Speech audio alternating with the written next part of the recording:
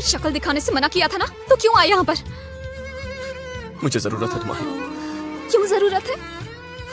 नहीं जी सकता तुम्हारे बिना, मेरे साथ चलो। बहुत देर कर दी तुमने, मेरी जिंदगी पूरी तरह बदल चुकी है। उस आदमी को देख रहे हो, मेरी उससे शादी होने वाली है। I love you. I hate you.